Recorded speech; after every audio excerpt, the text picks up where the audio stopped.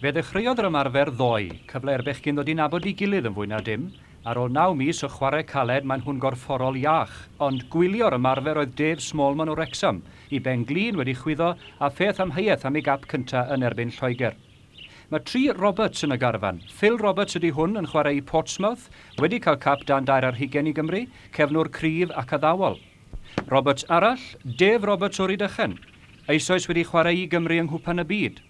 A'r trydydd Roberts yw John Roberts y capten, chwaraewr caled a chyda Rod Thomas y mwyaf profiadol o'r cefnwyr. Un o fechgyn Aberdâr yw Les Cartwright, ond gyda Coventry City y mae wedi dysgu fwyaf am y gêm. Chwaraewr medrus fedre ein siomi o'r ochr ore. Yng nghanol y cae y bydd Leighton Phillips yn gwneud ei gyfraniad. Fe dewiswyd yn chwaraewr gorau'r tymor i Gaerdydd, nid fod hynny'n deud llawer. Mae'n un o 3 o dîm Caerdydd yn y garfan. Gail Rhys a Tony Villers sy'n cael gair tadol o gyngor gan Dave Bowen yw'r lleill. Bydd angen Villers i saethu'n fynych am y gôl. Fel Dave Smallman, mae'n berig bywyd o flaen gôl, rhywun i Ron Davies benio'r bêl i'w draed. Y gall Villers a Smallman guro'i dyn yn fedrus hefyd.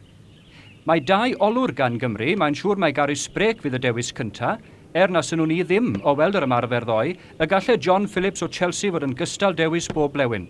Edrychen fwy awyddus am waith na Sprake. Ei anfantais yw i faint a'i ddiffyg profiad.